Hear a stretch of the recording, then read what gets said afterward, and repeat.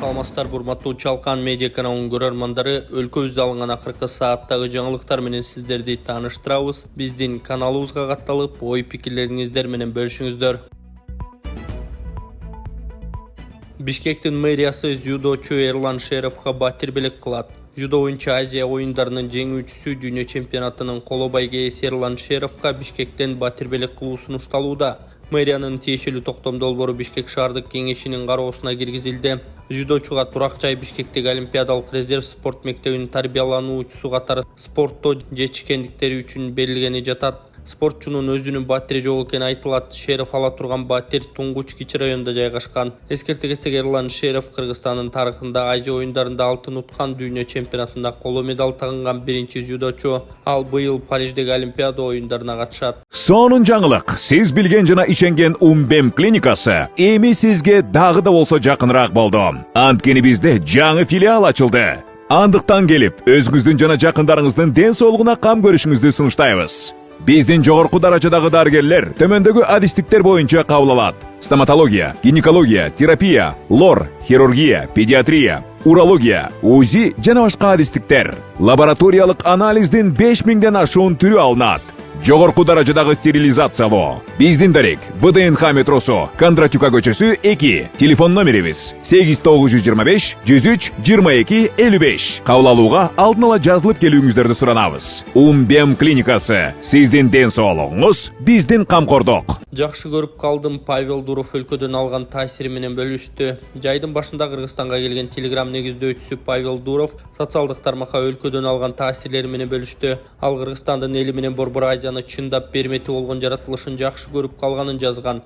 Дуров телекоммуникациянын жергиликтүү лидерлери менен жолугуп, Telegram платформасынын колдонулушуна байланыштуу маселелерди талкуулаганын белгиледи. Постунда аба ырайынын сонун болгонун, ат минип тоого чыкканын, ысык көлдү айланып бастырганын жазган. Мындан тышкары Кыргызстандын өтө тездик менен өнүгүп жатканы байкалганын кошумчалаган. Рахмат Кыргызстан, биз жакында дагы келебиз. Меймандостугуңар ажайып, Борбор Азияны кыдырып чыгууга шыктандырды, деди Дуров. Платформанын негиздөөчүсү буга чейин Борбор Азиянын жашоочусун көрүүгө элдин Telegram каналын кантип колдоноорун жана алардын санарип муктаждыктарын изилдөө үчүн келээрин жазган эле. Садыр Жапаров Дагестандагы терактыдан улам Владимир Путинге көңүл айтты. Президент Садыр Жапаров Россиянын президенти Владимир Путинге Дагестандагы терактыга байланыштуу көңүл айтуу телеграммасын жөнөттү. Бул тууралуу президенттин маалымат кызматынан билдиришти.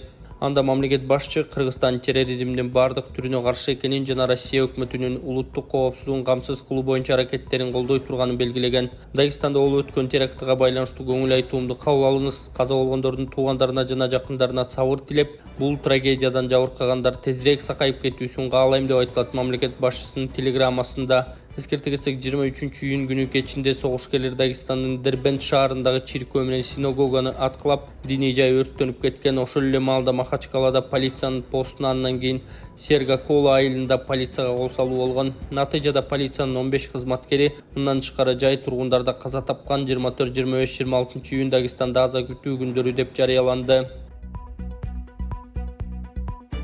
Эскалаторго кыпчылып калган 3 жашар кыздын бутуна операция жасалды. Эскалаторго кыпчылып калган 3 жашар кыздын бутуна операция жасалды. Бул тууралуу Саламаттык сактоо министрлигинен кабарлашты. Маалыматка ылайык, наристе номер 3 балдардын тез жардам ооруканасына жаткырылган. Медиктер анын буту сынып, кан тамырлары, булчуңдары жана тарамыштары чайналып калганын аныкташкан. Кызга операция жасоого туура келди. Учурда анын абалы туруктуу, ооруканада тиешелүү дарылануудан өтүп жатат деп айтылат Саламаттык сактоо министрлигинин маалыматында. Белгилей кетсе, окуя кечээ соода борборлорунун биринде болгон. Өзгөчө Кырдаал министрлигинин маалыматына ылайык, 3 жаштагы кыздын буту эскалаторго кыпчылып, куткаруучулар атайын шаймандардын жардамы менен чыгарып, тез жардам кызматына өткөрүп беришкен. Улуттук банктын төрагасы Кубанычбек Бөкөнтаев кызматынан кетет. Бул тууралуу башкы банктан билдиришти. Маалыматка ылайык, ал башка жумушка которулуп жаткандыгына байланыштуу кызматтан кетүүдө. Кубанычбек Бөкөнтаев бул кызматты 2021-жылдын сентябрынан бери аркалап келет.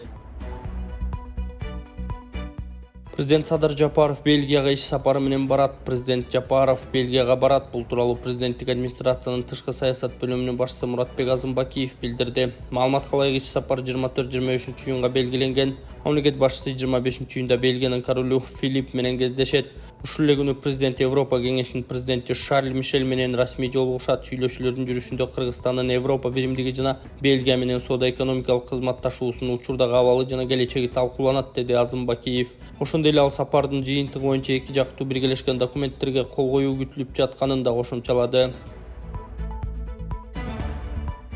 Бишкек-Ош унаа жолу таштан тазаланды, жол эки тараптуу ачык. Бишкек-Ош унаа жолу толук тазалануу эки тарабы тең ачылды. Бул тууралуу Өзгө Чыгыр Дал министрлигинен кабарлашты. Белгилей кетсек, кечээ аталган унаа жолдун 374-375 чакырымында нөшөрлүү жаанынан сел жүрүп 6 жерден таш кулап жолду жаап калган. Министрлик жеринде түнү менен жарандык коргонуу кызматтары тарабынан жалпы 5 техника тартылып жол тазаланганын, 24-июнь саат 8:00 карата жол толугу менен ачылганын маалымдады. Дагестан азы күтүүдө терактыдан полициянын 15 кызматкери набыт болду. Дагестандагы терактыдан полициянын 15 кызматкери мындан тышкары жай тургундарда каза тапты. Бул тууралуу региондун башчысы Сергей Меликов кабарлады. Эскерте кетсек, 23-июнь күнү кечинде согушкерлер Дагестандын Дербент шаарындагы чиркөө менен синагоганы аткылап диний жай өрттөнүп кеткен. Кийинчерээк чиркөөнүн кызматкерлери менен кароолчусу, синагоганын күзөтчүсү, ошондой эле полициянын бир кызматкери көз жумганы айтылган. Ошол эле маалда Махачкалада полициянын постуна андан кийин Сергакола айылында милицияга кол салуу болгон. Каргаша боюнча теракт беренеси менен иш козголуп, республика аймагына контртеррорлук операция режими киргизилген болчу. Меликовдун айтымында, учурда республикадагы абал бийлик менен укук коргоо органдарынын көзөмөлүндө 6 согушкер жок кылынып, ыкчам аскердик иш-чаралары токтотулду. Анткени менен издөө жана тергөө иштери уланып жатат. РИА Новости өзүнүн маалымат булактарына таянып, кылмышка тиешелүү делген Сергакола район башчысы Магомед Омаров кармалганын жазды. Индия мамлекетинен жасалуучу $45,000 акча каражат керек болуп жатат. Ассаламу алейкум, урматтуу көрүүчүлөр, барыңыздар амансыздарбы? Мен Эл Үмүтү фондунун жетекчиси Болотбек Айдаркулов. Азыркы учурда ушул Баткен облусунун тургуну. Ушул эжебиздин уулу оор дарт менен ооруп калыптыр. Ошол себептерден сиздерден жардам суроого муктаж болуп турат. Келиңиздер, көптү көкөл болот демекчи. Биздин фонддо дайыма кайдыгер карабаган инсандар көп. Ошол себептен ушул бир тууганыбызга жардамыңыздарды аябай, ушул күндө кыйналып, кыйынчылыктан ушундай 2 жылдан бери ушундай төшөктө тура албай, кыйынчылык абалда күн кечирип жатат туугандар. Ушуга кайдыгер карабастан бул дагы биздин бир тууганыбыз. Эртеңки күнү ушул тууганыбыз дагы туруп, биздин катарда ушундай басып кала турган болсо, эң чоң бир сооптун жана бир жакшылык иштин туу жокусунда турган адамдардын катарында болобуз туугандар. Урматтуу кайдыгер карабаган кыргыз элим, мына менин балам Орозовбек болот. 2 жылдан бери острый лейкоз менен ооруп келет. Ушул балама Индия мамлекетинен жасалуучу $45,000 акча керек болуп жатат. Ошого аз да болсо да салымыңыздарды кошуп жардам берүүңүздөрдү суранам. 83-97-08 Энеканкы деп чыгат. Сберкартта Бактияр А деп чыгат. Кыргыз-Кытай чегарасындагы 77,8 миллион сомго жаңы өткөрмө бекет ачылат. Кыргызстан менен Кытайдын эки өлкө чегарасында бедел өткөрмө бекетин ачуу тууралуу макулдашуусу жогорку кеңеште кароосуна киргизилди. Макулдашууга ылайык чегара бекетине 77,8 миллион сомго куруу пландалууда. Бедел өткөрмө бекети Ысык Көл облусунда жайгашкан. Тунгата телефон саткан дүкөнгө кирген ууру видеого түшүп калган. Баткендин Кызылкыя шаарында уурулукка шектер 16 жаштагы өспүрүм кармалды. Бул тууралуу облустук милициядан билдиришти. Маалым болгондой, белгисиз жаран түнүндө Кызылкыядагы телефон саткан дүкөнгө чатырын тешип кирип, PS5 оюн жабдыгын жана iPhone үлгүсүндөгү бир нече телефонду уурдап кеткен. Бул окуядан кийин дүкөн ээси милицияга арыз жазган. Бул факт боюнча уурулук беренеси менен кылмыш иши козголгон. Дүкөн ээсине 400 000 сомго жакын зыян келтирилгени аныкталган. Иликтөө иштеринин жүрүшүндө шектүү катары Ноокаттын 16 жаштагы тургуну кармалган. Учурда уурдалган буюмдар ээсине кайтарылып, тергөө иштери улантылууда. Волна ден соолукту чыңдоо борбору от массажы менен гайморит, простатит, грыжа, остеохондроз, куян, жел кабыз, артрит, артроз, тизем уун, баш ооруу, суук тийүүнү дарылоо жана гандин таякчалары менен жасалган массаж аркылуу кан айлануу системасын жакшыртуу, гайморитти дарылоо үчүн бет көмгөйчөлөрүнө от жагуу, андан соң табыгый чөптөрдөн жасалган порошокту мурунга үйлөп ириңдерди алып чыгаруу, төмөндөгү ооруларды айыктыруу үчүн дары чөптөргө сугарылган таякчалар менен массаж жасап, андан кийин от жагып, денедеги токсин, шлак, туздарды чыгаруу, Бизге келип, кепилдик менен ден соолугуңуздарды чыңдап кетиңиздер. Үч өлкөнүн темир жолунун курулушу 25 августта башталат. Министрлер кабинетинин төрагасы Акылбек Жапаров Кытай, Кыргызстан, Өзбекстан темир жолунун курулушу быйыл 25 августта башталарын билдирди. Бул тууралуу өкмөт башчы 21 июнда Чүй облусунда кубаттуулугу 2 мегаватт болгон ысык бир кичкесинин ачылышында сүйлөгөн сөзүндө айтты. Буюрса 25 августта биз ушул темир жолун курабыз. Кыргызстан Советтер Союзу учурунда эң туңуюк өлкө болчу.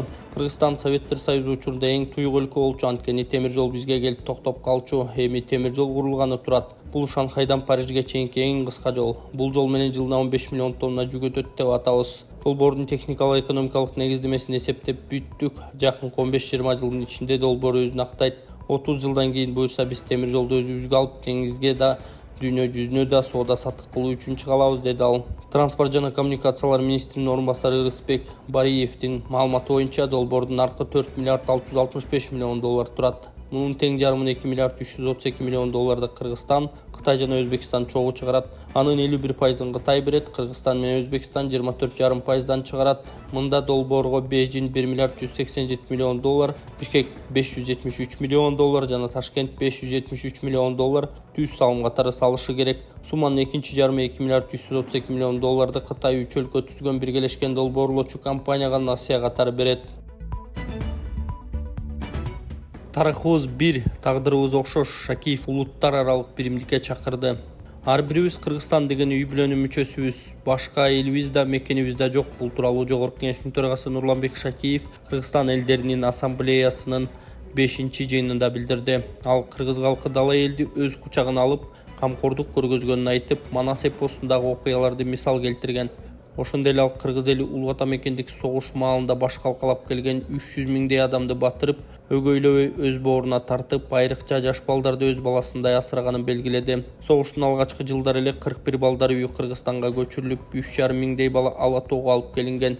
Анын ичинен Ленинград блокадасында калган 150 баланы 16 жаштагы Токтогон Алтыбасарова аттуу апабыз өз карамагына алып бакканын айта кетпесек болбойт.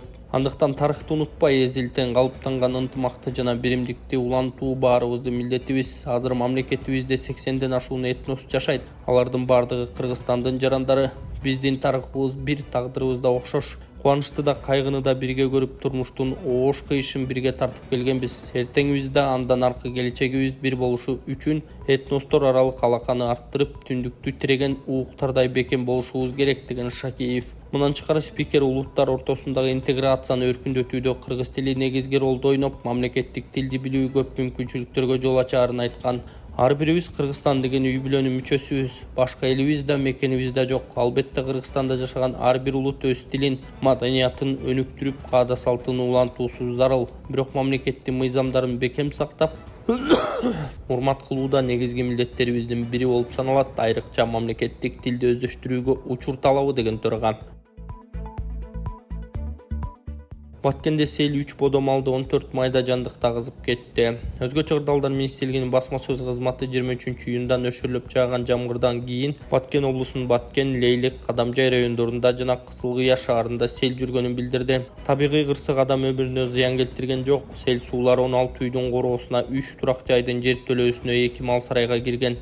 Өзгөчө Кырдаалдар министрлигинин жергиликтүү башкармалыктарынан ыкчам топтор тартылып, үйлөр тазаланды. Сел 3 бодом алды, 14 майда жандык тагызып кеткен. Ошондой эле 19340 метр ички чарбалык жолго, 1100 метр автоунаа жолуна, 6000 метр ички чарбалык арыктарга, 4000 метр сай жээгине, 50 сотук эгин талааларына зыянын тийгизген. Өзгөчө Кырдаалдар министрлиги 23 июндан 25 июн күндөрү Кыргызстанда туруксуз аба ырайына жана нөшөрлүү жаан-чачынга байланыштуу өлкөнүн тоолуу жана тоо этектериндеги райондорунда сел жүрүп, дарыяларда суунун деңгээли көтөрүлүшү мүмкүн экенин эскертүүдө.